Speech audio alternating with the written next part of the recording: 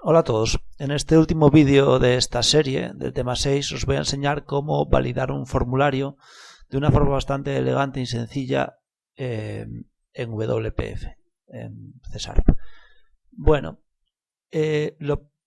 parto de la base de la aplicación que ya habíamos hecho, ¿vale? En los vídeos anteriores, que ya teníamos la modificación que funcionaba y agregar un nuevo libro, ¿vale? Y entonces vamos a pasar a cómo validar el formulario de alta. Y como lo tenemos en esa pantalla, automáticamente vamos a validar el formulario de modificación. O sea, no hay diferencia. La manera es bastante diferente a la que estáis acostumbrados. La validación va a ir en el propio objeto libro, cosa que tiene bastante sentido porque este tiene los campos y entonces vamos a implementar aquí también las restricciones sobre los campos, de alguna manera. Entonces, para hacer esto, lo que hay que hacer es implementar un interfaz que es iDataErrorInfo. Nos va a obligar a implementar dos métodos que son los que nos van a ayudar con la validación. Entonces implemento la interfaz y esto va a meter aquí dos métodos, estos dos. Este primero no lo vamos a utilizar, es para definir si hay un error general en el objeto o no, pero bueno, no voy a entrar en más explicación porque si no el vídeo se alarga, pero el que nos interesa es este. Y este se va a implementar casi siempre igual. Os voy a dar un método para que lo implementéis fácil. Dependiendo de la restricción que se os pida, tendréis que cambiar un poco el código, pero en general va a ser siempre muy parecido. Entonces, vais a definir una variable resultado que va a ser en principio vacía. En column_name os va a venir el nombre de la columna que estáis validando. Entonces, siempre vais a tener un if por cada campo que queráis validar. Por ejemplo, yo aquí voy a validar el título y el autor. Entonces, en el caso de que me venga en el nombre de la columna un título, tengo que escribir aquí el código de validación del título. Por ejemplo, voy a decidir que hace falta que no esté vacío, ¿vale? Es decir, que me tengan que meter algo. En C# para comprobar si un string está vacío tenemos este método is null or empty y le pasamos el string. Evidentemente lo que le tenemos que pasar aquí es el título en sí. Estamos dentro del objeto, tenemos acceso a él. En el caso de que sea empty o vacío o null, devolvemos algo en la variable resultado. Por ejemplo, debe introducir el título. Ahora os explico un poco cómo funciona esto y la gracia de esto. En el caso de que la columna que nos venga no sea título, pero sea autor, en este caso, pues validamos. Aquí podría ser una validación diferente, en vez de vacío, que tenga un número de caracteres, que cumpla un patrón, lo que se os ocurra, ¿vale? Porque aquí podéis escribir exactamente el código que queráis. La gracia de esto es simplemente, y ahora os digo, a ver, debe introducir el autor y aquí finalmente devolvemos result. La gracia de este método es, si devuelve vacío, ¿vale? Porque no entre por este if o por esta condición, no entre por ninguno de los dos, es decir, devuelve vacío, quiere decir que para esa columna, si fue título, no hay error. Si devuelve un string con algo, es que hay un error y él va a considerar que hay un error, entonces lo va a mostrar. Pero si devuelve vacío, no hay error. Entonces simplemente tenéis que hacer aquí un código que ponga algo en el string si hay un error, pero si no hay error, que no ponga nada y deje devolver el vacío. Esa es la gracia de este método. Ya lo tenemos implementado. Estas son nuestras dos validaciones. Ya os digo, totalmente flexible de cara a qué ponéis aquí. Devolvéis string error, no devolvéis nada, vacío, no hay error. Bien, ¿qué tenemos que hacer? Aparte de esto, bien, tenemos que ir al diálogo, al XML, y tenemos que configurar un par de cosillas aquí. En el binding, aparte del path, hay que pasarle un par de variables para que este mecanismo se dispare y funcione. Uno es notify on validation error, que hay que ponerlo a true, ¿vale? Y otro es validates data, a ver, validates on data errors, este justo. Lo ponemos a true también. Voy a hacer esto para los dos campos que estoy validando, lo copio y lo pego en el otro textbox justo aquí dentro del binding. Fijaros que va dentro del binding porque esto es cosa del binding, ¿vale? Es decir, de aquí pasa al campo al objeto y como tenemos estos dos campos activos, el objeto va a saber que tiene que llamar a esa función que acabamos de implementar y verificar si hay error o no y mostrarnos el error en pantalla. Lo hace todo automático.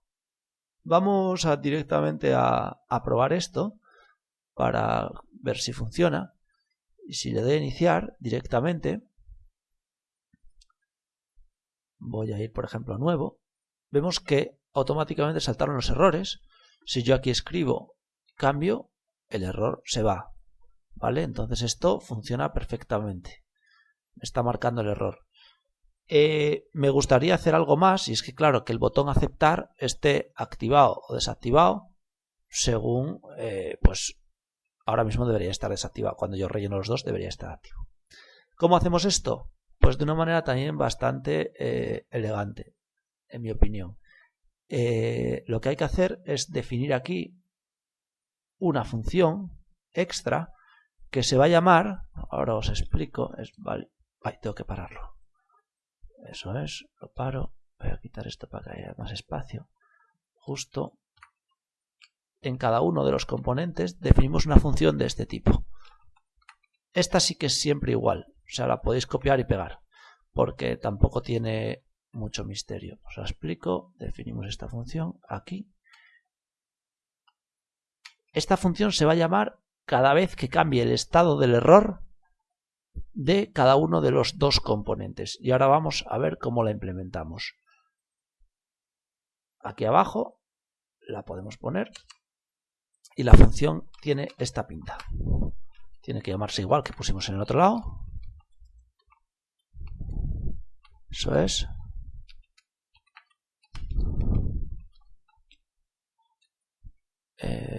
Event args aquí. Y entonces aquí, de alguna manera, vamos a verificar si el cambio fue a mal, es decir, que hay un error extra.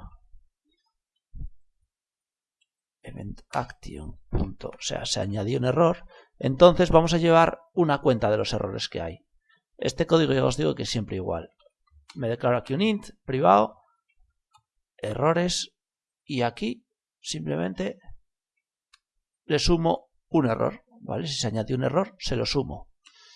En el caso contrario, se le borró un error, se lo resto. Y bien, ¿cuándo habilito y deshabilito el botón? Pues si errores es 0, o sea, aunque se haya sumado 1, si luego se restó, errores es 0, entonces cojo y el botón aceptar no is enabled, esto es, pues lo habilito. En el caso contrario, si hay algún error, lo deshabilito. Y ya está. Y esta función os vale siempre. ¿Vale? Esta función os vale siempre. Esto ya os digo, se ejecuta cada vez que cambia el estado de error de cada uno de los componentes al que hayáis asociado esta función. En validate error. Entonces, si lo probamos y doy a nuevo, pues ahora está deshabilitado porque tenemos dos errores. En la variable errores habrá un 2, ahora habrá un 1 y ahora habrá un 0. Entonces ya puedo dar el alta. Si quito este, porque no valide, vuelve a haber un 1. ¿Vale? Y lo bueno de esto, al haberlo hecho en conjunto, es que automáticamente en modificar nuestro formulario funciona de igual manera. Como veis, con los bindings y los mecanismos de WPF cambia bastante la manera de programar. En realidad puedes hacer una aplicación con muy poco código, porque para todo esto que hice, la verdad que son 4 líneas de código, no hay mucho código, lógica de negocio, incluso este archivo pues no tiene casi nada, pero también complica las cosas porque hay que entender cómo funciona, es como siempre, y si fallamos pues puede darnos errores o no entender muy bien lo que pasa y por tanto complicarnos. Entonces hay que intentar entender, como con las explicaciones que os digo, cómo funcionan los mecanismos y que echéis un poco de tiempo pues cambiando este proyecto. Yo añadí un botón y eliminar, que es muy fácil de añadir, y extendiéndolo a otros atributos para que aprendáis un poco cómo funciona. Os voy a dejar también en los apuntes un enlace para que, además de, no es obligatorio que lo hagáis, pero por si tenéis curiosidad, además de que salga esto, podamos sacar un mensaje de error Es decir, cómo se hace ese mensaje que sacamos ahí de debe rellenar el título, que salga aquí para informar al usuario, aparte de salir en rojo. Pero bueno, con que sepáis hacer hasta aquí, es decir, validar un formulario de este tipo, me basta. Pues nada, hasta aquí esta serie de vídeos de WPF.